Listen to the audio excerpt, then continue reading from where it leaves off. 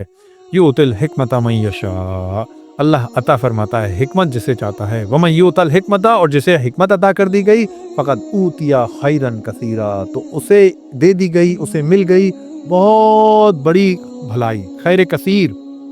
वमा यज़्ज़करु इल्ला उलुल अलबाब, और नसीहत नहीं कबूल करते मगर अक्लमंद लोग। हिकमत जो है वो बहुत इम्पॉर्टेंट चीज़ है। अब रुपए पैसे के मुकाबले में, दौलत के मुकाबले में हिकमत ज़्यादा बड़ी चीज़ है।